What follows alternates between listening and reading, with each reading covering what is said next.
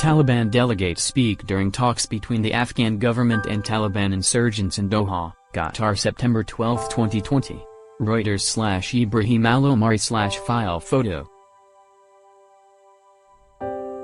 Beijing, August 14, Reuters. A series of photos published last month by Chinese state media of Foreign Minister Wang Yi standing shoulder to shoulder with visiting Taliban official decked out in traditional tunic and turban raised eyebrows on the country's social media. Since then, China's propaganda machinery has quietly begun preparing its people to accept an increasingly likely scenario that Beijing might have to recognize the Taliban, the hardline Islamist movement that is rapidly gaining territory in Afghanistan, as a legitimate regime. Read more.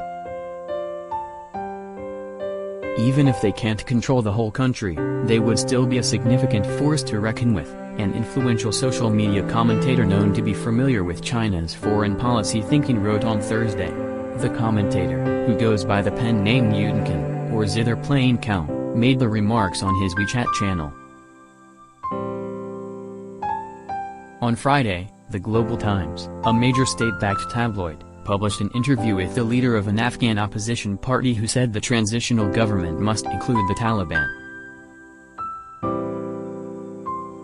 The Taliban's momentum as U.S. forces withdraw is awkward for China, which has blamed religious extremism as a destabilizing force in its western Xinjiang region and has long worried that Taliban-controlled territory would be used to harbor separatist forces. But China also hews to a policy of non-interference in the internal affairs of other countries. It has also drastically tightened security in Xinjiang, hardening its borders and putting what UN experts and rights groups estimate were at least 1 million ethnic Uyghurs and other Muslims in detention centers that China describes as vocational training facilities to help stamp out Islamist extremism and separatism. Last month's meeting in the northern Chinese city of Tianjin followed a similar visit by a Taliban delegation in 2019, but comes as the group is much more powerful, with Wang saying he hoped Afghanistan can have a moderate Islamist policy. Isn't this the same Taliban that blew up the Buddhas of Bamiyan in front of world media? Shouldn't we have a bottom line? A Chinese netizen commented on the Twitter-like Weibo below a news clip showing Wang standing next to a Taliban official.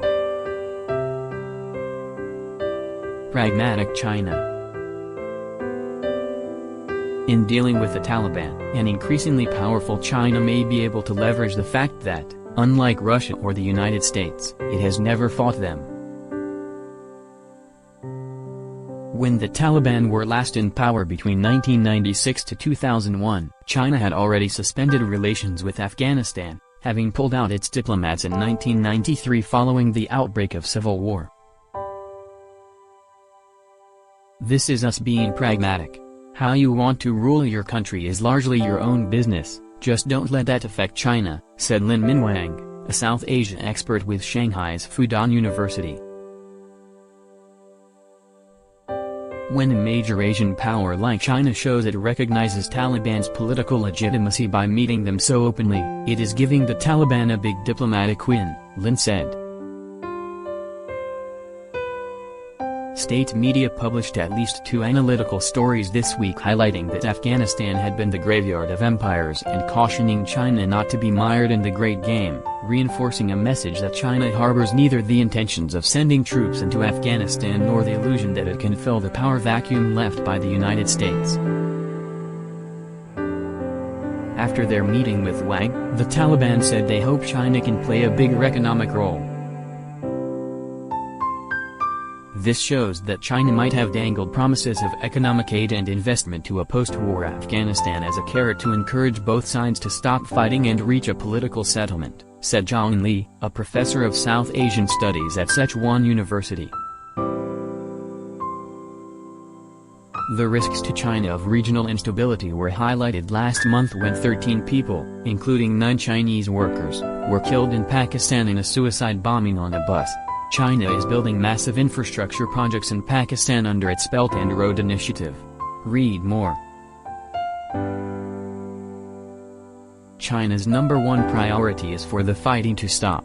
as chaos breeds religious extremism and terrorism, Zhang said.